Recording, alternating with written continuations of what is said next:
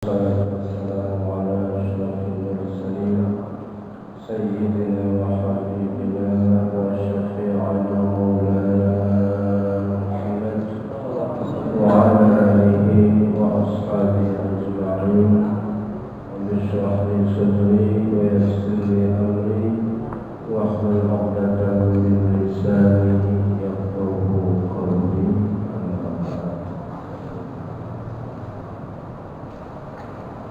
Selamat para sahabat Rasulullah SAW, bapak remaja di akhirat, mudah-mudahan senantiasa mendapatkan ridha dari Allah Subhanahu wa Ta'ala.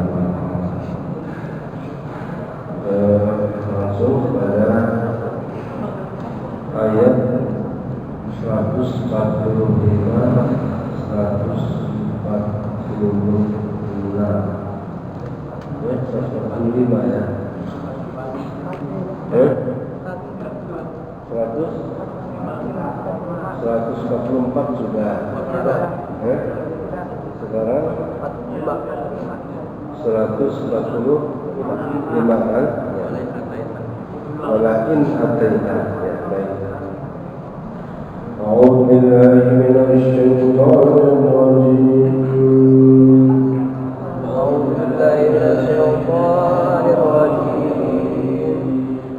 Bismillahirrahmanirrahim.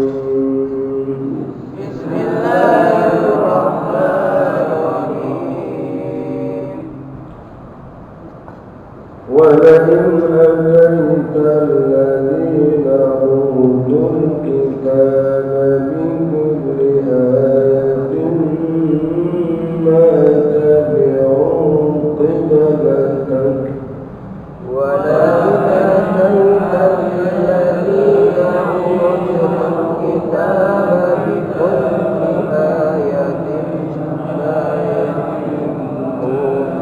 تَبِعُوا وما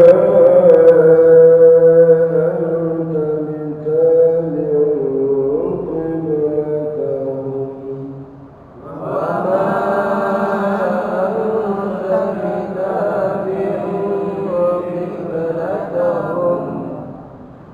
وما بعضهم بتابع قبلة بعض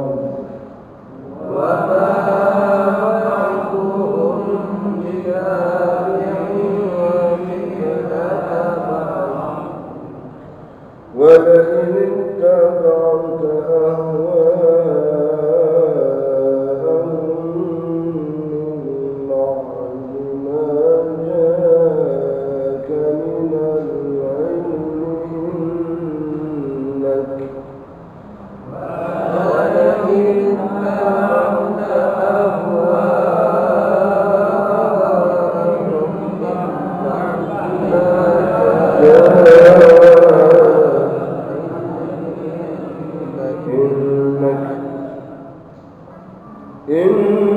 إنك إذا لمن الظالمين.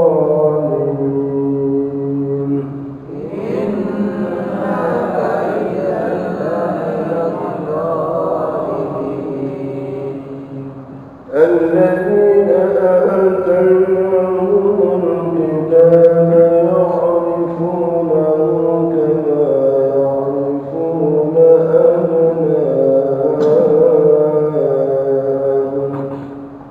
الذين آتيناهم الكتاب يعرفونه كما يعرفون أبناءهم وإن فريقا منهم ليكتمون الحق وهم يعلمون وإن فريقا منهم ليكتمون الحق وهم يعلمون.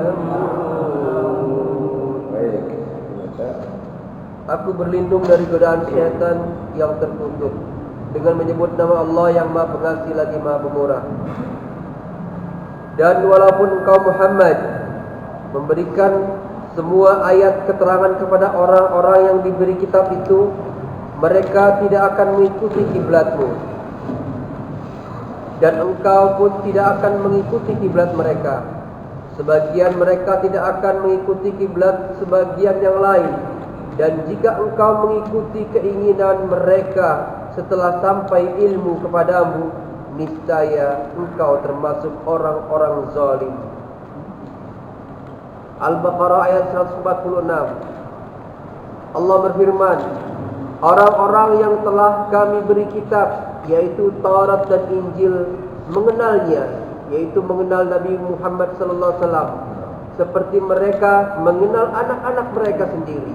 Sesungguhnya sebagian mereka pasti menyembunyikan kebenaran, padahal mereka mengetahuinya.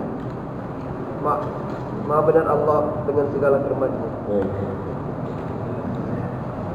Wala in ataita, dan sungguh jika engkau membawa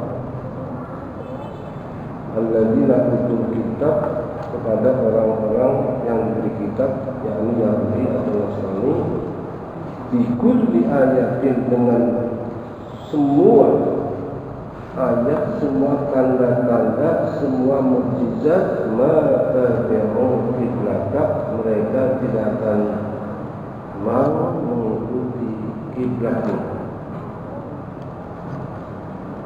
Ayat ini masih ada kaitannya dengan ayat yang sebelumnya tentang perubahan arah kiblat,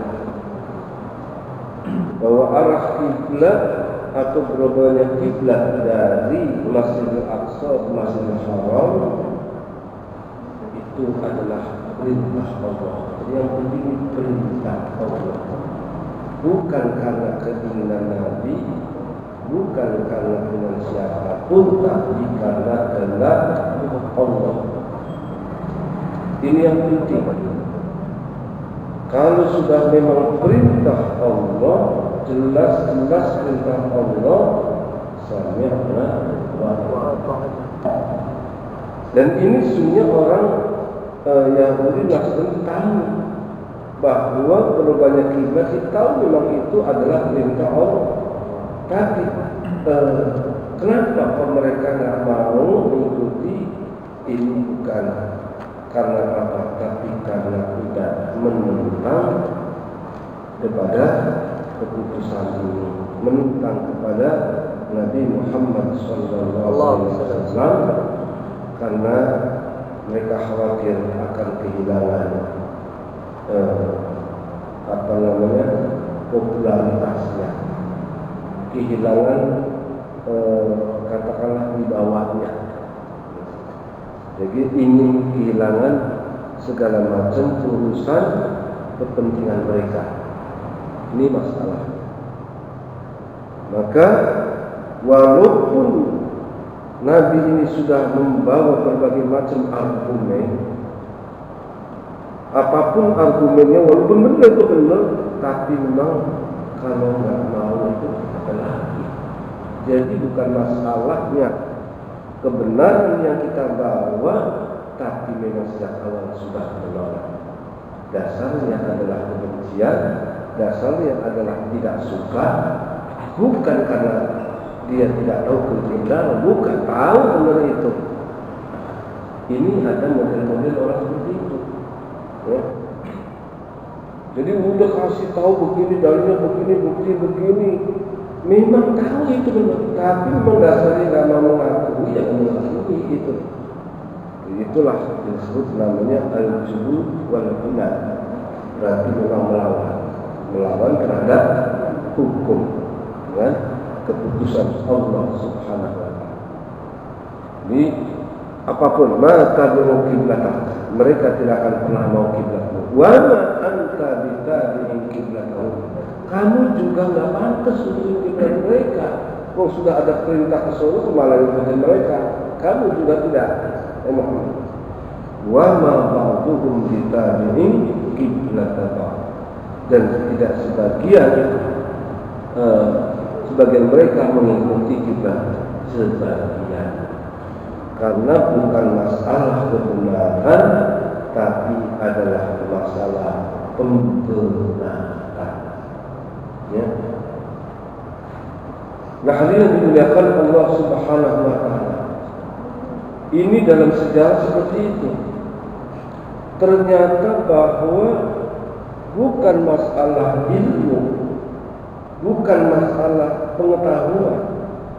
Tahu itu sudah memang ada dasarnya, tapi tadi ada karena sesuatu yang lain, adalah masalah hati. Masalah hati. Tidak mau mengakui apa? Kerasulan Nabi besar Muhammad sallallahu alaihi wasallam. Dari sini kita akan melihat kenyataan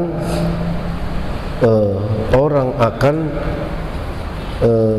bukan mencari kebenaran, tapi mencari apa tadi? Pembenaran. Semua orang mengaku menuntut mencari kebenaran, tapi padahal bukan kebenaran, tapi pembenaran. Dan sejak masa sesudah wafatnya Rasul sallallahu alaihi wasallam, bahwa kondisi daripada umat Islam juga demikian keadaannya.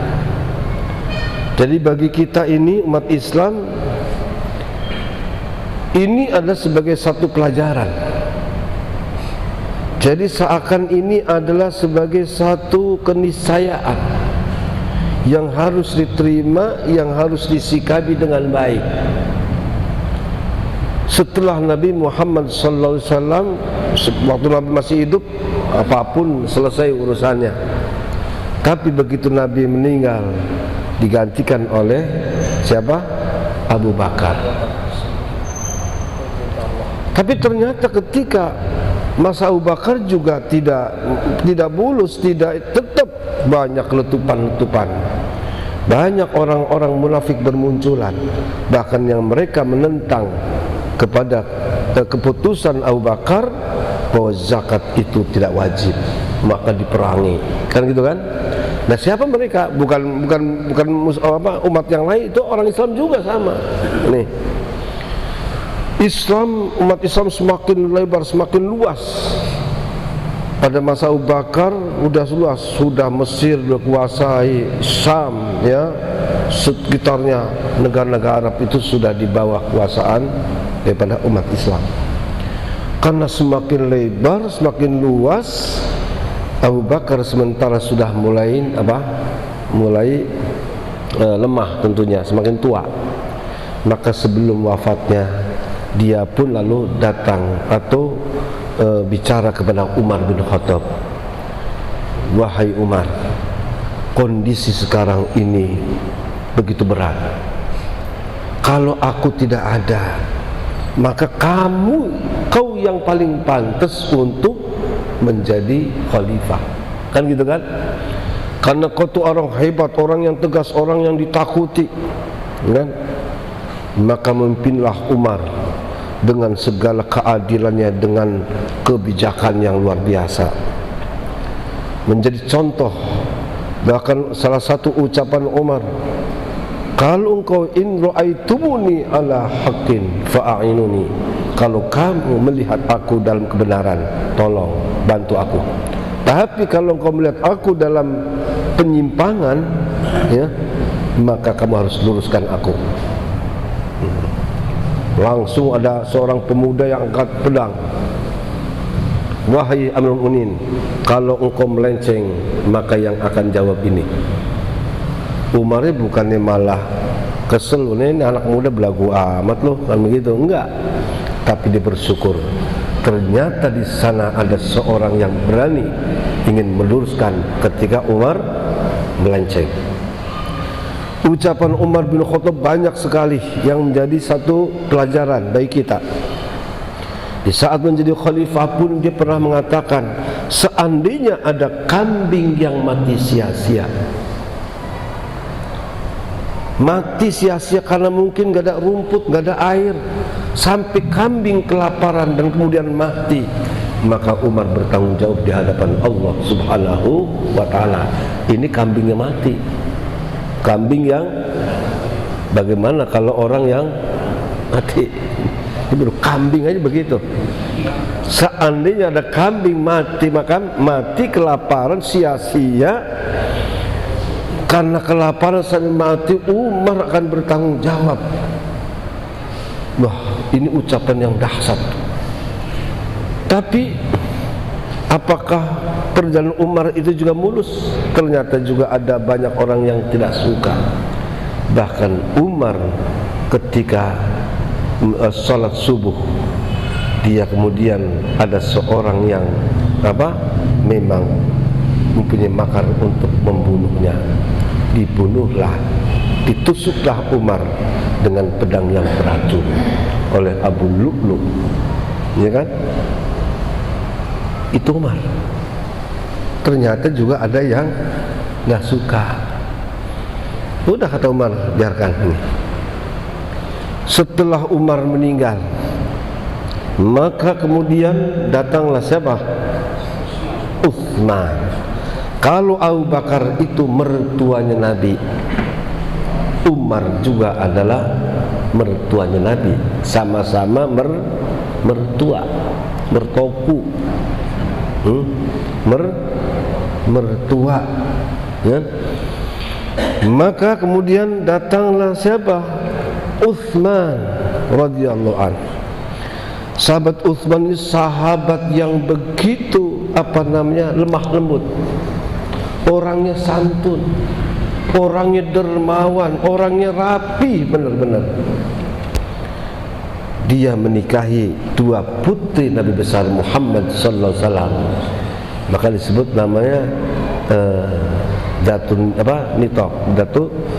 Nitokoin. Jadi bahwa Utsman itu mempunyai dua sabuk. Maksudnya dia beristrikan dua putri Nabi besar Muhammad sallallahu alaihi wasallam. Hebat enggak? Putri Nabi, berarti Utsman siapa? Mantu. Rasul sallallahu alaihi wasallam begitu kagum, begitu hormat kepada Utsman, menghargai. Bayangkan satu ketika Rasulullah sallallahu alaihi wasallam sedang duduk, sedang rehat, sedang selonjor, ya kan, lagi istirahat siang-siang. Tiba-tiba datang Umar, Abu Bakar, Assalamualaikum ya Rasulullah. Waalaikumsalam. Marhaban bika ya Abu Bakar, selamat datang. Mengemuk, silakan duduk. Udah. Umar datang, Assalamualaikum ya Rasulullah. Waalaikumsalam. Marhaban bika ya Umar. Monggo silakan duduk. Begitu yang ketiga, suara di luar, Assalamualaikum ya Rasulullah. Utsman yang datang nih. Apa yang dilakukan Nabi? Nabi langsung bebenah. Ini benerin, ini benerin, rapi. Waalaikumsalam ya Utsman. Kok waktu Abu Bakar tenang-tenang aja, waktu Umar datang tenang-tenang, tapi begitu Utsman yang datang, Nabi langsung bebenah, beresin bajunya. Malu sama Utsman. Apa kata Abu Bakar, kata Umar, ya Rasulullah, engkau tadi ketika aku datang kayaknya biasa-biasa aja, ya, Umar datang juga biasa-biasa, tapi begitu Utsman datang malah kok kayaknya repot amat sih, kan begitu kan? Apa jawab Nabi? Sesungguhnya malaikat itu malu kepada Utsman, ya kan? Seorang yang dermawan yang membeli sumur orang Yahudi, sumur yang memang menjadi tempat untuk orang ambil air. Utsman melihat, wah ini kalau sumur ini saya beli, mau dijual, saya beli berapa saja. Umar 3 kali harga yang biasa dibeli. Dia wakafin, sampai sekarang itu uangnya itu masih ada semakin banyak. Hebat. Nah, hadirin dimuliakan Allah, Utsman dengan segala kelembutannya, dia mengangkat pejabat itu dari keluarga. keluarganya, ponakannya jadi gubernur di mana itu, di Mesir. Yang satu lagi saudaranya itu Muawiyah di Syam, yang jadi camat, yang jadi ini. Pejabat-pejabat itu banyakkan dari keluarga Utsman. Kenapa Utsman demikian? Karena kalau keluarga yang ditunjuk, kalau ada apa-apa itu gampang nasehatin. Kalau dia mungkin melawan atau apa, gaplok juga enak, namanya saudara. Iya kan? Betul apa enggak? Betul enggak? Pertimbangannya begitu istirahatnya. Kalau orang sendiri kan enak, mau diapa, mau dicitak, mau digaplokin, mau di apa. Itu Umar, itu Utsman itu. Tapi apa kata orang? Ya, kok Utsman kok nepotisme begini, kan begitu, ya kan? Kata siapa? Kata orang umum. Utsman nggak benar, nggak beres ini. Masa pejabatnya saudara semua? Lain rame. Jadi kadang orang memahami satu kebenaran, menurut saya ini benar, tapi kata orang lain nggak benar. Betul nggak? Betul nggak? Itulah satu hal yang kadang harus kita terima, kondisi begitu. Dan orang tuh cekcok tuh gara-gara begini nih. Kata saya benar, kata dia nggak benar, begitu kan? Berarti memang sesungguhnya orang itu mencari kebenaran, tapi tidak mulus kadang, ya. Oleh sebab itu maka Utsman kemudian didemo besar-besaran, ulama tuh didemo, nggak tanggung-tanggung yang demo itu, dikepung rumahnya. Terbunuhlah Utsman. Matinya apa? Terbunuh. Sakit nggak kita lihat ini? Sahabat Nabi yang dicintai, mantu Nabi. Begitu Utsman meninggal, Ali naik jadi khalifah. Kan begitu kan? Jadi begitu dipilih jadi khalifah. Ini biang ini nih. Inilah nih sesungguhnya dibalik terbunuhnya Utsman ini nggak jauh dari ini. Ayo, mau ngapain kalau begitu? Coba. Wah, ini keluarga Utsman yang diangkat jadi gubernur, yang di sono malah jadi presiden dia. Waduh, kacau. Betul? Ini seperti itu. Siapa Ali? Ali itu adalah kakak misan Nabi. Kakak misan. Ali itu adalah seorang yang alim.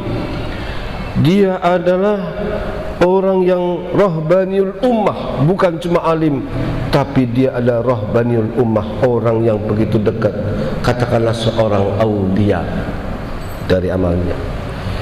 Orang yang pandai, dikatakan oleh Nabi, ana madinatul ilmi wa aliyun babuha. Ya kan? Aku ini gudangnya ilmu, Ali itu adalah pintunya. Sudah jadi misanan mantu Nabi juga, Fatimah yang kemudian lahir Hasan Husain, yang melahirkan kemudian cucu-cucunya. Kan begitu kan? Yang sebenarnya Haba Ibn Husaini. Ada yang dari Hasani yang di utara Mesir, Maroko itu banyak Hasani semua itu, ya. Sini hebat nggak posisi? Tapi yang terjadi, Ali juga dibunuh, sama dibunuh lagi. Kalau begitu ya Allah, kok dunia Islam begitu? Itu kita harus baca itu. Jadi cermin. Itulah ketika orang lalu bergelimang, atau ketika orang memainkan satu politik. Jadi ini korban politik semuanya. Jadi kalau sekarang kemarin tuh ada yang jadi korban anak begitu, ya memang itu begitu loh. Ngenes bener, ya. Nah, yang saya ingin sampaikan di sini, jadi memang jangan mudah. Kalau sudah begini, ulama-ulama menanggapi bagaimana kita menyikapi tentang peperangan Ali dengan Muawiyah, Ali mantu Nabi, Muawiyah sekretaris Nabi, peperangan di antara umat Islam yang sama-sama sahabat tabi'in. Gimana menyikapi? Apa Ahlussunnah wal Jamaah mengatakan? Nahnu naskutu an hadza. Kami nggak berani mengomentari karena semua itu sesuai dengan ijtihadnya. Nah, ini juga harus menjadi sikap di saat kita ini menghadapi hal yang rumit. Karena kita ini juga Indonesia ini banyak umat Islamnya. Pejabat juga banyak orang Islam, betul nggak? Sholat juga sama, rakyatnya juga banyak orang Islam.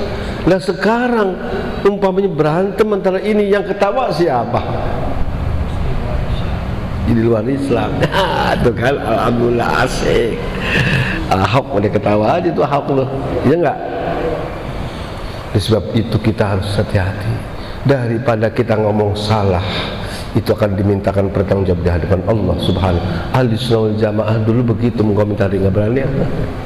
Maka saya juga nggak berani, ya. Nah, hal yang dimuliakan Allah, ternyata memang begitu kita telusuri, semuanya yatlubu dal haq. Maka ahli sendiri mengomentari orang yang menentang kepada dia, bahkan kepada orang yang membunuhnya. Dia orang Khawarij. Laisa man talabal haqqa fa akhta'a, kaman talabal batila fa asabah. Tidak sama orang yang mencari kebenaran, ternyata dia salah jalan, salah mengambil, salah apa gitu ya, salah prosedur, salah caranya. Orang tidak sama orang yang mencari kebenaran tapi ternyata salah dan tidak mendapatkan, karena mungkin salah jalan, salah berijtihad, salah cara. Tidak sama orang semacam ini dengan orang yang mendasarnya adalah mencari kebatilan tapi kemudian dia mendapatkan. Nah, oleh sebab itu kata Ali, jangan kamu perangi orang Khawarij itu. Khawarij jangan dibunuh, walaupun dia yang termasuk di antara mereka yang membunuh dirinya. Kenapa? Mencari kebenaran mereka, cuma salah jalan. Jadi sekarang ini semuanya mengklaim, mengaku mencari kebenaran. Betul? Semua ormas-ormas Islam merasa mencari benaran enggak? Ya, mencari benar kan? NU-nya merasa ya mencari benaran, Muhammadiyah juga mencari kebenaran, Persisnya, apalagi Wasliyahnya, Matal Anwarnya, apalagi mungkin ormas-ormas itu mencari kebenaran. Bahkan partai politik pun begitu mengklaim kami ingin mendapatkan keadilan, berarti juga ingin mencari kebenaran. Kami adalah partai perjuangan, berarti mencari kebenaran. Tapi ternyata itu salah jalan.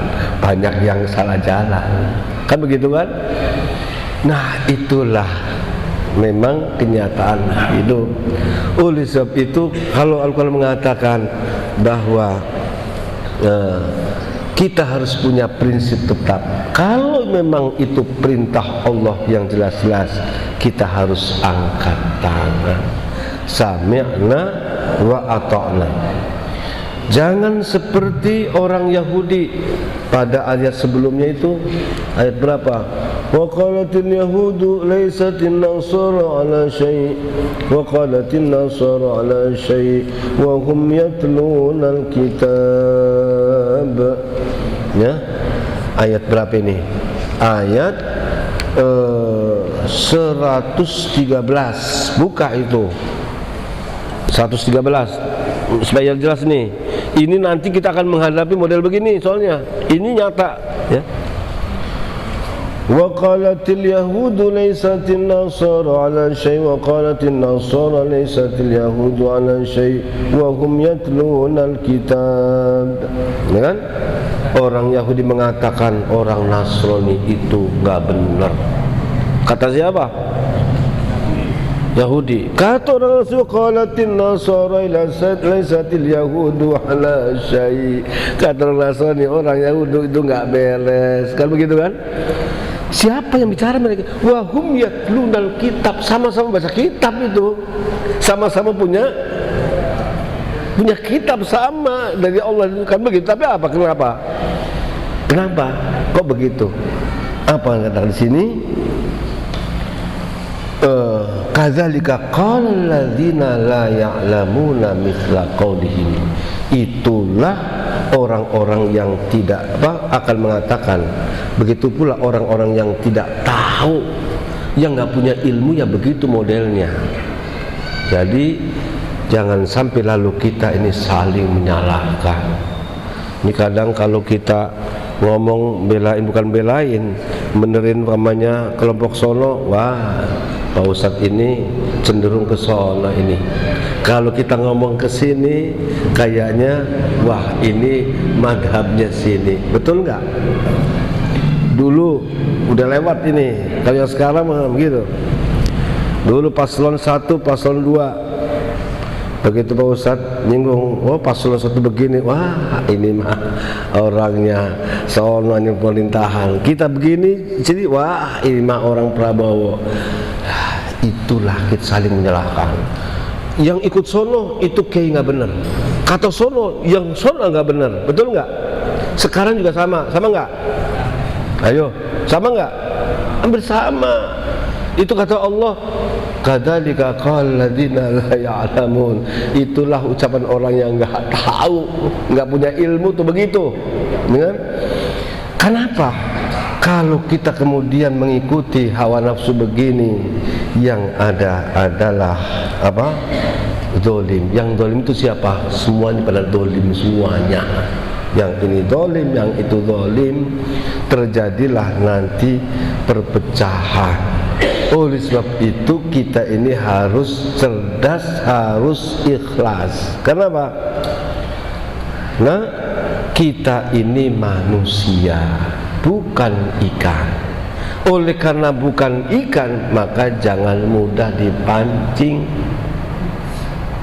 Kita ini bukan domba, maka jangan sampai kita diadu karena kita adalah manusia. Kita bukan tahu, kita bukan tempe, maka tidak mudah untuk digoreng. Jadi yang gampang digoreng itu adalah tahu, tempe, itu aja. Banyak yang kena tuh dari tahu banyak itu gampang digoreng. Yang solong lebih sini lebih tempe tahu semuanya itu, ya kan? Gak usah. Itu politik berat. Nanti kalau saya ceritain nanti, waduh berat Ustadz ini, ya. Tapi nggak usah. Kenapa? Waduh, surat teguran. Kirain surat teguran. Nah, hari yang dimuliakan Allah Subhanahu wa taala. Jadi pentingnya kita ngaji itu supaya begitu. Kenapa? Allah membiarkan. Kok Abu Bakar begitu? Kok Umar kok sampai terbunuh? Apa nggak jadi orang sakti aja dia? Kok Utsman juga terbunuh? Kok sampai ada terbunuh sahabat-sahabat besar Nabi? Karena apa? Allah sengaja membiarkan. Itulah dunia. Itulah serba-serbi. Itulah memang katakanlah romantika dan dinamika dari hidup begitu. Kalau nggak begitu nggak rame. Coba kalau maunya semua taat, semuanya nurut, kayaknya bete juga kayaknya gitu kan. Tapi kita yang paling benar, yang paling penting kita harus menyikapi yang benar itu aja. Jangan lalu kita tadi, karena kita bukan ikan, kita bukan domba, kita bukan tahu tempe, tapi kita adalah manusia yang punya sikap yang benar, yang aman. Oleh sebab itu, kalau kita ingin mencari, kalau kita memang termasuk orang yang mencari kebenaran, ada dua syaratnya supaya nggak salah jalan. Yang pertama, al-ilmu sahih. Kita harus punya ilmu yang benar. Jangan cuma katanya. Kita punya sandaran, kita punya ilmu yang benar, Kalau ilmu yang benar itu berarti dari ulama yang pinter, itu baru ya. Ulama yang tuh ikhlas, yang pinter. Jangan cuma belajarnya sama syekh. Mending kalau Syekh Nabhani, Syekh Sarqawi, syekhnya Syekh Google lagi. Waduh, udah repot dah. Sama Mister Internet lagi, repot. Satu itu al-ilmu sahih syaratnya. Yang kedua adalah at-tajarrud lillah, semata-mata menuntut kebenaran itu bukan karena siapa-siapa, tapi karena Allah. Oleh karena itu nggak ditunggangi oleh hawa nafsu. Dua ini kalau mengawal dalam mencari kebenaran, insya Allah akan nyampe tempat gitu. Dan ini orang Yahudi memang nggak pengen mencari pembenaran yang ada ya. Nah, hadis kalian yang Allah Subhanahu wa taala, kembali lagi pada kajian kita tadi, wala ini taba'ta awa'ahum min ba'di ma ja'aka minal ilmi innaka idzal laminadh zalimin. Hai Muhammad, jika engkau mengikuti keinginan mereka setelah datang pengetahuan ilmu yang jelas, maka kamu akan menjadi orang yang zalim. Jadi kalau sudah ada ilmu yang benar, tuntunan yang benar, ini memang benar gini, maka singkirkan segala keinginan walaupun mereka itu banyak ya kan? Karena memang manusia itu punya apa? Ahwa, punya hawa nafsu, keinginan. Yang begini pengen begini, yang itu pengen begini, yang begini. Nah, kalau ngikutin semua orang repot juga. Ridon nas ghayatun la tudraku. Untuk mencapai supaya orang pada senang semua, itu hal yang mustahil ya kan? Jadi jangan kira-kira umpamanya kita nih bagaimana semuanya orang supaya senang semua sama kita nih, semuanya akan tertarik. Enggak, ghayatun la tudraku, enggak mungkin. Satu ketika kita harus begini. Nah, ambil jalan yang tegas, tapi karena ilmu ya kan? Jadi jangan main gaplok-gaplok aja umpamanya ya kan? Udah anak 5, yang satu pengennya, Bu, masuk gado-gado aja, bosen gado. Saya mau sayur asem aja. Yang satu lagi, saya mau lodeh aja. Yang satu lagi mau kredok lagi. Waduh, 5-5-nya beda-beda. Kira-kira orang tua itu gimana cara mengadili? Ini anak ini pengennya sayur asem, yang satu minta gado-gado, yang satu kredok, yang satu minta begini. Kira-kira gimana jadi orang tua? Atau mau diikutin semuanya? Masak gado-gado, masak kredok, masak apalagi sayur asem, semuanya diturutin. Tiap hari lama-lama bangkrut tuh orang. Betul nggak? Orang tua itu baru 5 orang loh, baru 5 orang. Saya yakin di sini keinginannya beda-beda kok. Pengennya usahanya yang begini, pengennya begitu, boleh wajar aja. Jadi mengikuti keinginan orang itu semuanya supaya senang, itu hal yang tidak mungkin dapat dicapai. Mendingan mencari ridho Allah, selesai, paling gampang. Walaupun direbutkan oleh banyak orang, tapi semua akan mendapatkan ridho Allah itu. Kan begitu kan? Beda gitu. Jadi ridon nas ghayatun la tudraku. Memang sewaktu-waktu bapak atau ibu memang harus ambil jalan tegas gitu. Kata ibunya, kalau ngikutin udah bilang ini nanti. Kemarin kita baru nyari sarasem, sekarang pokoknya gado-gado, mau makan mau enggak, udah lulusan loh, kan begitu kan. Nanti besok baru kredok, tau enggak, kan begitu. Umpama ini kan. Jadi harus ada tegas. Nah, ini yang dimuliakan Allah Subhanahu wa taala. Jadi ini kembali lagi, enggak ketemu bahwa walaupun dalil kayak apapun, kalau dasarnya sudah menutup diri, tidak akan pernah menerima. Ya kan, dikatakan begitu, udah nggak bakal menerima. Tinggal bagaimana, sudah kita serahkan kepada Allah Subhanahu wa ta'ala. Karena apa? Untuk mereka, menjadikan mereka menerima itu bukan urusan kau hai Muhammad.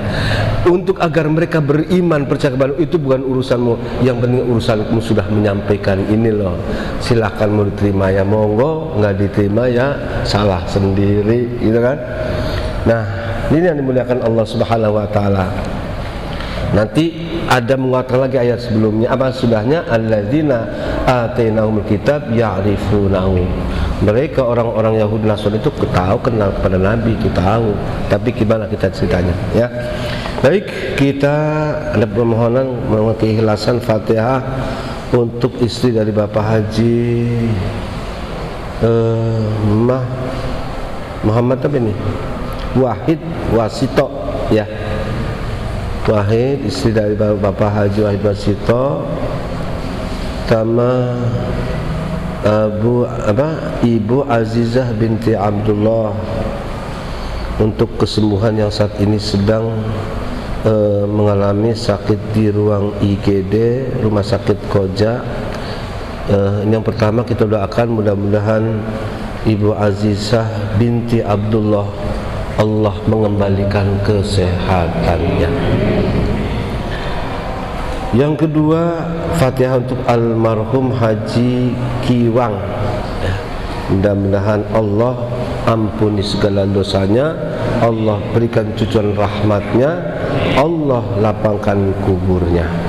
Dan yang ketiga, almarhumah Hajjah Wikang juga meninggal dunia. Depan ini juga kita doakan mudah-mudahan Allah mengampuni almarhumah segala dosanya, segala kesalahannya, Allah lapang kuburnya dan Allah masukkan ke dalam surganya.